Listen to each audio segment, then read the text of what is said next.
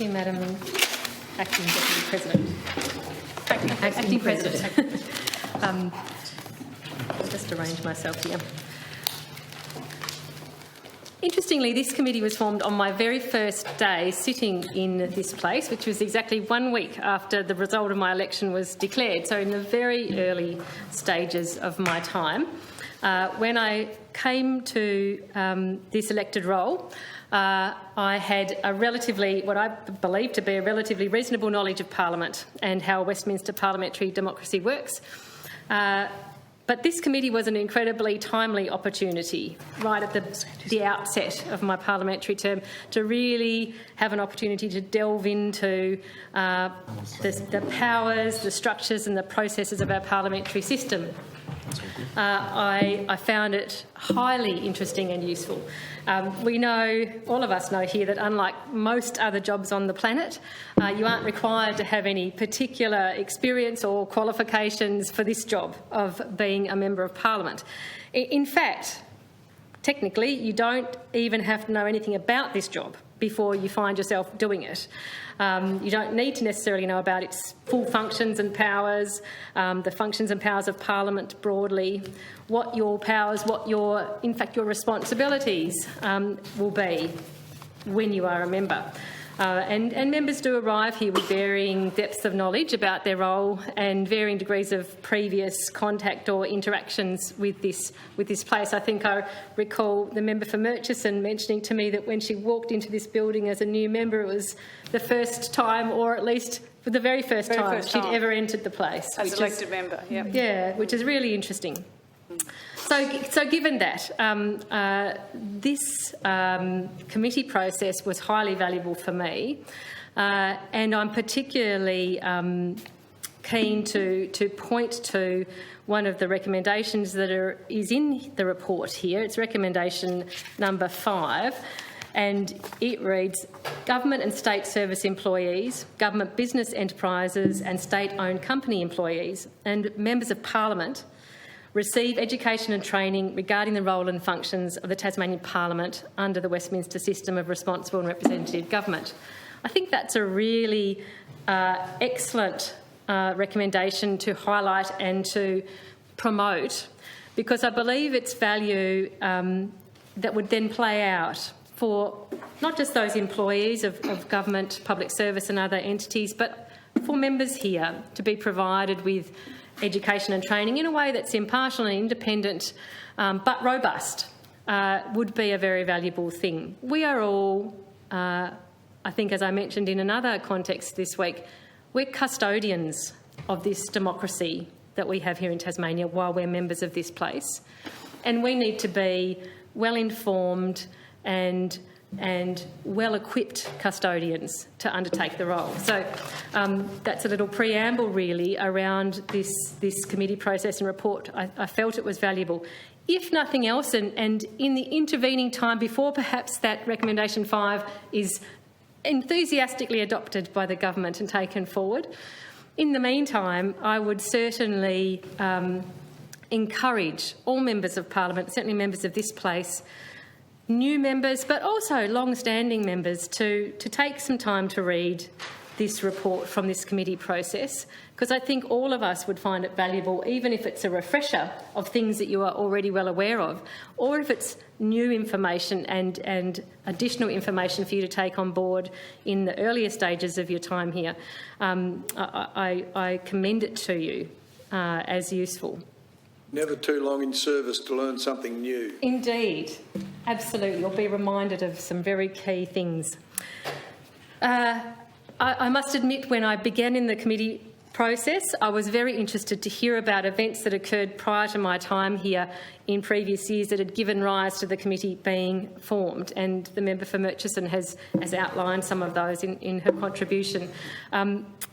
Those unresolved instances of conflict over the production of documents, where we had the executive refusing to produce documents called for by Legislative Council committees, are very interesting examples to contemplate. There's a parliamentary record of these, and that can be tracked. There's certainly tracked throughout the report from the committee here. Again, very interesting to contemplate and learn from and think about for all of us here. Given that there were these clear triggers and matters that were unresolved around that, it was disappointing, I think, that the government in the first instance didn't support the formation of this committee. I feel that's a telling thing. To obstruct, really, or attempt to obstruct the actual formation of a committee of inquiry that would seek to gain information and evidence and build a picture around an issue relating to the fundamentals of how our parliament and democracy function. To seek to obstruct that would indicate an unfortunate attitude to this place, I feel. And that's a shame.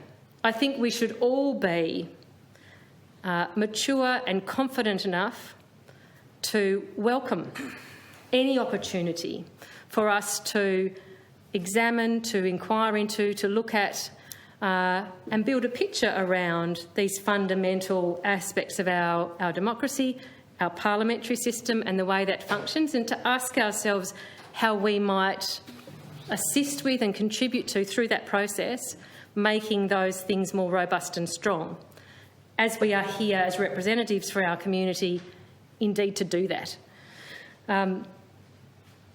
It's a shame. I think that attitude of trying to obstruct even the formation of a committee to look at this issue is not just a reluctance to be held to account. I think it's actually, unfortunately, some indication of disrespect for this place and the functions that it undertakes. Following on from that, we in this process received 17 submissions, and they were excellent submissions by and large. They came from expert scholars in the area. They came from people with extensive experience of Parliament and extensive experience of the public service, a really good range of them. Engagement with the inquiry through those submissions, through the hearings that we then held, the content and quality of that evidence that was produced through both those functions really demonstrates, I think, the value of what we've now reported on here and the relevance of holding the inquiry to look at this issue. It was a real shame, I think, again, perhaps not surprising given the government's reluctance for the existence of the committee in the first place, but it was a shame that the government didn't participate more wholeheartedly in this committee. Providing a submission, a submission that didn't contain a great deal of substance, unfortunately. And I'm saying that not to be finger-wagging. I'm saying that to express disappointment, because it was an opportunity to engage in a full and worthy debate of this issue. And I don't think that's what we had from the government. We didn't have a willingness to engage in a full and worthy debate through a fairly insubstantial submission and then a refusal to actually appear at hearings from members of the executive. That's a real shame. However, that aside, the submissions we received were valuable and interesting. The hearings were particularly useful. And we had hearings here in this state with those who had submitted to us, many of those scholars and with extensive experience of Parliament, which I found quite informative. And then I found the interstate hearings particularly useful because in those circumstances we were able as a committee to delve into how is this dealt with elsewhere, because we as a Parliament, of course, are not unique in encountering issues around these the tensions between the powers to call for documents and the executive to then maybe refuse that. Others have dealt with this, and it was particularly useful to go and hear about and interrogate how that has played out in those other jurisdictions. I thank those who gave their time for us in those hearings in those other jurisdictions to provide us with their insights, their experiences. It certainly painted an interesting picture and emphasised for me that each jurisdiction will be unique in taking this forward and deciding how and in what manner best suits their own jurisdiction to manage this situation. It was particularly, I think, interesting in New South Wales, where we were able to actually physically go and be escorted by the clerk there to see the room where the documents are then produced and held, and then where Legislative Council members there are able to go and view how the record keeping happens around that. It was really useful to see that play out. New South Wales, of course, being the jurisdiction that has the longest standing and most frequently utilised process in place to manage the call for documents and the arrangements around adjudicating disputes about that may arise. I know the member for Murchison spoke about, and I won't go into detail, but I think it is worth repeating that pertinent point that from 20 years of that system in New South Wales being in operation, where Upper House members there have ready access to all manner of documents through the calling for document process and have viewed and interacted with those documents frequently, there have been absolutely no leaks. No leaks at all. Madam Acting President, the point I didn't make, and maybe you might like to reiterate, is the fact that members can talk amongst the members about these documents. They can discuss it like I could discuss it with any member here if I was viewing the document, but they're not to speak to anybody else about it, not their staff, certainly not the media, or anybody else. And they've been able to do that and still kept it contained. Absolutely. Thank you for adding that in. And I think the relevance of that should be absolutely highlighted. We are all asked to be members of this place with integrity and with ethics, and to take our responsibilities with the utmost seriousness. And at times it can be easy to throw accusations around or dismiss people's motivations or the levels of integrity and ethics they might hold. But what that system in New South Wales and the lack of leaks, the fidelity of that system has shown us is that members of Parliament do take their role seriously in that way, and when they have been provided with an avenue to genuinely undertake their full role and not blocked in that and not obstructed in that, but actually facilitated in that, the system works well and people behave as they should. And I think that is a wonderful thing to have observed and to have highlighted here, that unfortunately I think if there's an instinct to block and obstruct this place and its members doing their role and undertaking very standard and routine parliamentary functions as part of that, then you're inviting and actually expecting members to behave badly or behave to a lesser standard. And that's a shame. I think we should and can assume that all members here are here to do a good job and to do it with integrity and with the highest ethics. And the government of the day, whoever that might be, is well served to stand aside and allow that to happen. And it's in their interests, actually, to be able to be shown to be transparent and accountable, and to be able to engage with and defend, if necessary, the actions that they're undertaking as executive government. Some of the matters that arose in the committee process that I found very interesting to hear discussion and different views about, there were many of them, and I'll just touch on a couple here very briefly, because again the member for Murchison has covered them off in some more detail, and I would absolutely encourage people to look at this report and delve into it. It may sound dry, but it's incredibly interesting to those of us who care about the functioning of this place and want to act well in it.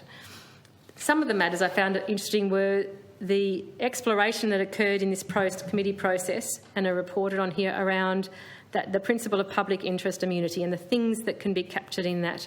And in particular, that aspect of what are the parameters that may be considered, of what may be considered cabinet documentation and what would be covered by cabinet confidentiality.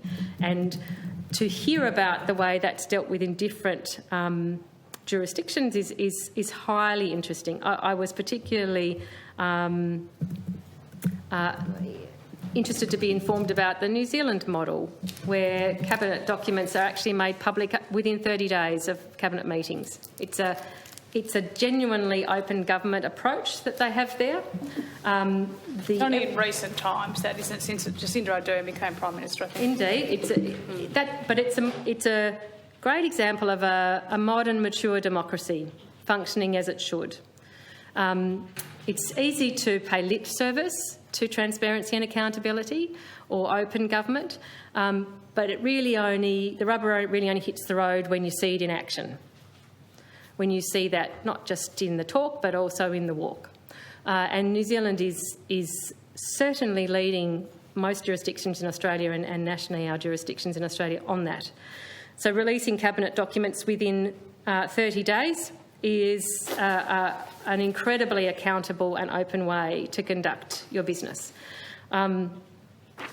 What we also heard quite clearly from that jurisdiction was their belief that, or their evidence that this actually had led to a better quality of public service advice to government. And I think that's fascinating and really valuable to contemplate. We heard other views from other people and actually captured in the report when we were presented with a different view to that about the potential to constrain public service advice through the potential for things to become public.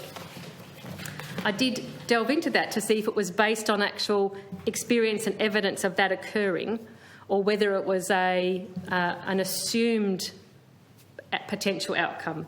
And I'm not sure that we got as full a demonstration that there's evidence that occurs as we did from hearing from the New Zealand side of things, to say their absolute experience based on what they've been undertaking there is that it does improve the advice of the public service to government. Still for contemplation, I think. So those were some particular matters of interest that I enjoyed engaging with through this process and hearing arguments around and learned views expressed on. What I think we've got here now with this report from the committee process is an excellent foundation of evidence for consideration by which this matter can be taken forward. I think we've now got a starting point to actually put something into action here, and the report certainly provides a pathway for that and suggests how we might proceed from here. I think, fundamentally, under that system of responsible government, Parliament is supreme. The executive government is answerable to it. We know that that's, on paper, the case. But that only really plays out in reality if Parliament is prepared and willing to exercise that power in holding the government to account, the executive to account, and if the executive is prepared to be a participant in that also. There's always going to be a tension there.